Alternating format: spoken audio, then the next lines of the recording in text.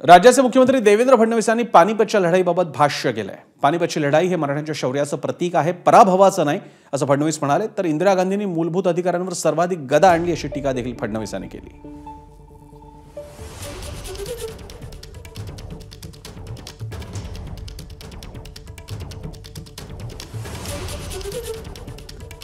पानिपत येथील काला आम परिसरात हे स्मारक उभारण्याचं प्रस्तावित आहे।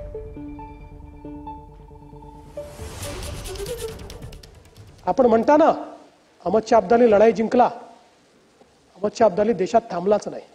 खरं म्हणजे ही लढाई जिंकल्यानंतर तो भारताचा अनभिषिक्त राजा झाला होता, पण मराठ्यांनी त्याचे हौसले इतके पस्त केले होते की पानिपतच्या लढाईनंतर तो आपल्या गावी परत चालला गेला। त्याने त्याच्यानंतर लढाई केली नाही। आणि म्हणून पानिपतच्या लढाईला मराठी माणूस कधी, ते शल्य आमचं आहे, पण कधी पानिपतच्या लढाईमध्ये आमचा पराभव झाला असं आम्ही मानत नाही। त्या पानिपतच्या लढाईमधनं ऊर्जा घेऊन महाजी शिंद्यांनी पुन्हा एकदा या संपूर्ण भारतामध्ये छत्रपती शिवरायांचा भगवा झेंडा हा दिल्लीवर लावला आणि भारतात मराठ्यांनी पुन्हा एकसंघ राज्य स्थापन केलं। आणि म्हणूनच ही मराठ्यांच्या शौर्याची लढाई आहे। स्वतःकरता लढले नाहीत, या देशाकरता मराठे लढले। आणि म्हणूनच या ठिकाणी आमच्या शौर्याचं स्मारक हे तयार झालं पाहिजे। आणि छत्रपती शिवाजी महाराज जे आमच्या शौर्याचं प्रतीक आहे, स्वर्गीय श्रीमती इंदिराजींचं सरकार होतं, त्या सरकारने सांगितलं की नाही, आम्ही न्यायालयापेक्षा सुप्रीम आहोत आणि 24वी घटना दुरुस्ती केली। आणि 24व्या घटना दुरुस्तीमध्ये त्या ठिकाणी सांगितलं की पार्लमेंटला ॲब्सोल्यूट पॉवर आहे, अनिर्बद्ध अधिकार आहे।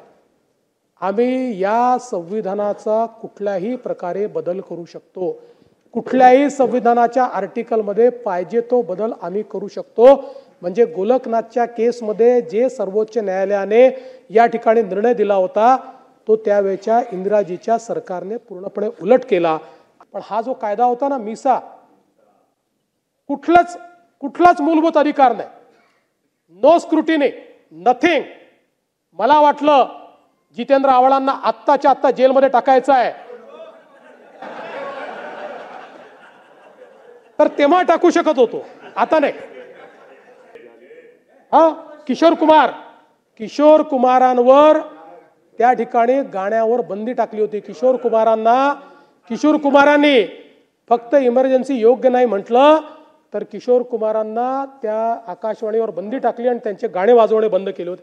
त्याच्यात तर एवढे एक्सेसेस आहेत, म्हणजे खरं तर ही ती जागा नाही सांगण्याची, पण जॉर्ज फर्नांडिस यांच्या परिवाराशी त्या काळामध्ये जे काही झालेलं आहे, आजही मी सांगितलं तर माझ्या डोळ्यात पाणी येतं आणि माझ्या अंगावर काटे त्या ठिकाणी उभे राहतात। एबीपी माझा, उघडा डोळे बघा नीट।